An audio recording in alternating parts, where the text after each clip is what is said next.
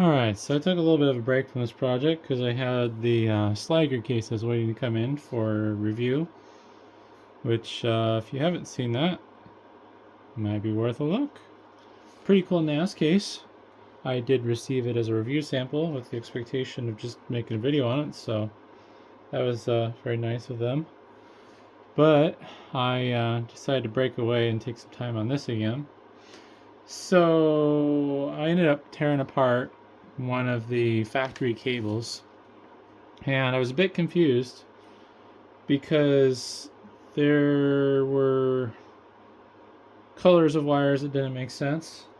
I was expecting to see what would have been two sets of USB connections, but that ended up not being the case. And these wires taped down to this piece of paper are basically the spares. I didn't pin them out to see where they go because I used the wires that followed the traditional USB 3 color codes, and my pinout work that I did with the multimeter. And another abomination here. I should have probably done something on this end. But I'm hopeful that the colors of the wires match the traditional scheme. I did learn some interesting stuff here though, and I have the wrong piece of paper, so I will be back. So, once I realized that there is something strange going on here, I did some more digging. Thankfully, Texas Instruments is very nice and provides schematics and information to the chips they sell. And they make it easy to read and easy to find. I also did ask ChatGPT some questions since I wanted to confirm what I was seeing. And this is a pinout page for the TUSB 8041 chip that is in the front I/O. That's a 4-port USB hub. And you want to pay attention here to the upstream signals. So this is the USB lines going to that chip that are being split up, along with some other stuff which I don't fully understand yet. I think I'm just reading here. Precision resistor reference connected between USB R1 and ground. So that might be what's shorting the pins on the header to let the computer know it's connected. There's also USB upstream power port monitor. I think that's for power monitoring. I mostly kind of skimmed through this, to be honest. So there appears to only be one USB signal. What these other pins are doing, I don't fully know. I probably would have to dig into the data sheet a little bit deeper and maybe do some more reverse engineering than I'm willing to do to have a deeper understanding of this. But my hope is they use the same color conventions that you would expect for USB 3. I do suspect the reason there's two USB 3 headers is because the USB 3 controller chip on the motherboard, since the two ports aren't going to one header, they split them up so they can use the other port and not have it go to waste. What HP devices would have been for that, I don't know. I didn't really research that since I didn't care. But basically, if you want front USB 3.0, you're going to need an adapter that plugs into both of these. My question is, does this disaster I just made work? So I took the factory HP cable and I have done some really questionable wiring in order to see if I can get USB working. Unfortunately, due to the positioning of the tripod here, I'm not going to be able to get everything in frame. Let's move this around. Throw that on the floor. This is the USB cable for the keyboard. Got power plugged in. I think that should be safe enough. If not, worst thing I do is blow up my motherboard. The top port is the one that's wired up, so we're going to fire it on and hope for the best. So it's going to boot in theory, but it's going to give me the no front audio found because I don't have any front audio plugged in. But it does recognize the, well, it doesn't recognize, it knows that there's something plugged into the USB header because I have the appropriate pins shorted out. So the big question is, let's get a little bit better angle here. If I plug in the keyboard, is it going to work? Still a no. Huh.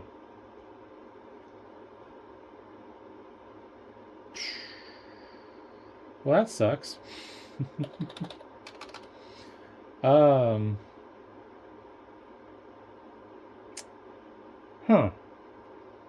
There's one other thing I can try. With this original front panel stuff, it, whoops, seems like the USB 3 ports weren't working unless the front panel stuff was plugged in.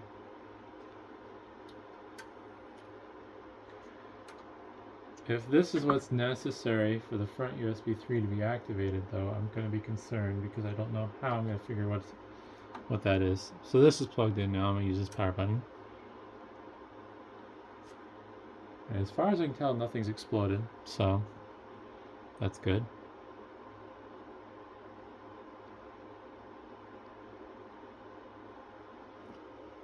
Oh, can't barely reach around the tripod.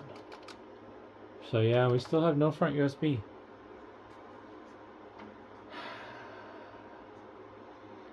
Question is how far do I want to go down the rabbit hole to figure this out? I don't even know.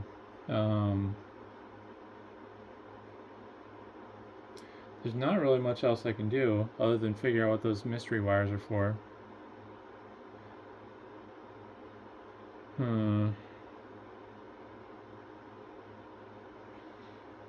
I guess the question is, did HP use the conventional color codes for the USB data lines? I don't feel like this cable, I don't feel like the factory cable is something they pulled off the shelf, basically. Because if it was something they pulled off the shelf, I feel like, oh no, I feel like the coloring of the wires would match the conventional USB 3 front ports.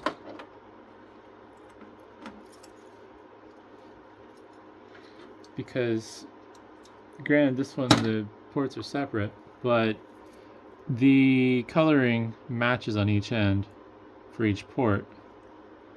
I guess I didn't check for certain, but I believe all of these wires should be going to the port. I don't think they're going to intermingle them. I'll grab a meter. Alright, I'm not going to properly pin these out, but I just want to see if these all go to one port. Because if they do, then that means there's something else going on with the color of the wires. I don't know how much the order matters is the problem. So I'm just going to tie these all together. These are all data lines, the differential pairs. And what I need to do is a continuity test. These all should be going to the bottom port if I'm correct. Whoops. I have no ground lines, so this shouldn't ding if I touch anything that's grounded.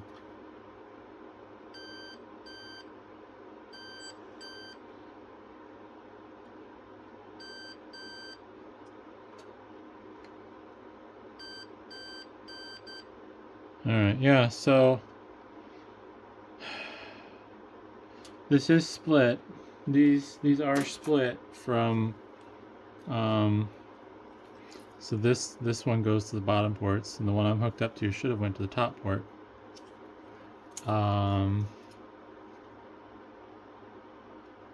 Really, I guess the only thing I'd have to do is maybe try making sure that these splices are better, but I don't think they're a problem. Just looking here, looking at what I did.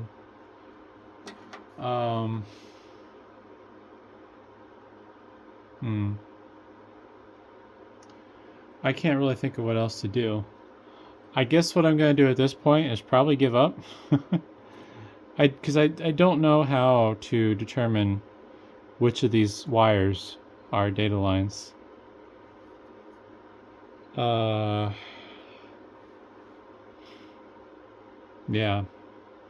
And the thing is, like, even if I do reverse engineer this and get it working, I don't really know what to do from there.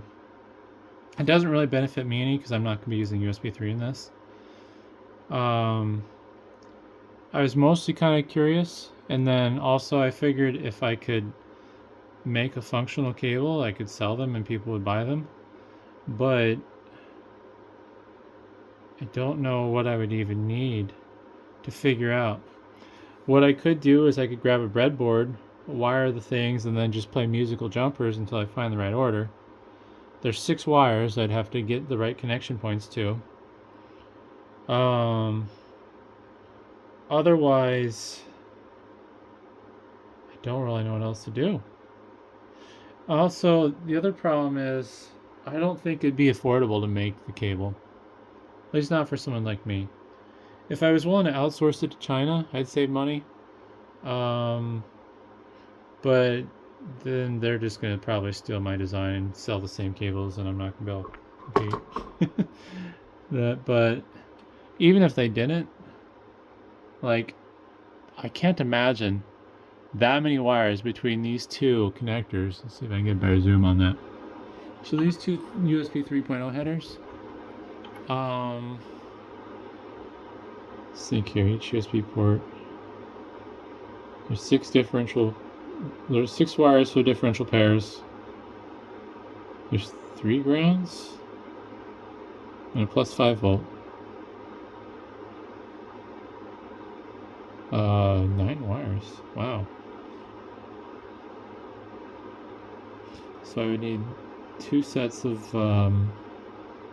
headers with 9 wires each coming out of those, and then going into another header that you'd plug your front USB 3.0 into. I just don't know if I could get anyone to make that even at a cost that would be affordable. Because it'd be a lot of labor, a lot of pins to populate.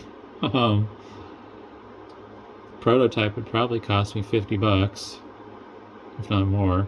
They'd have to probably custom order the headers or connectors.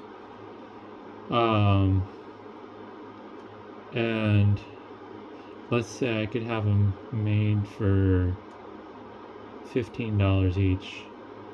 I don't think it'd be possible, but we'll pretend it is.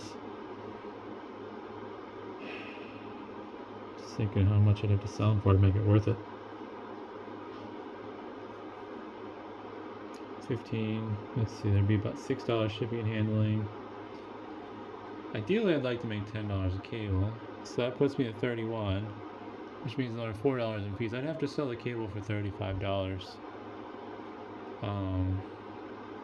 Now, one thing I thought about if I did make this cable, that'd be a cool value add, is if I could get,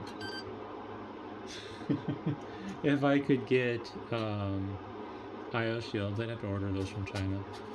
I could 3D print them if people would be fine with 3D printed IO shields, but I'd have to have somebody make that for me because I don't have the skills at this time to make STL files.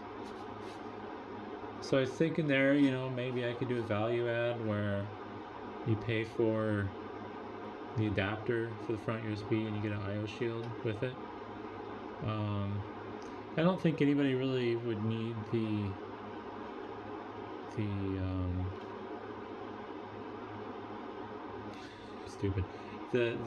thing for the audio bypass if they're putting it in a conventional PC.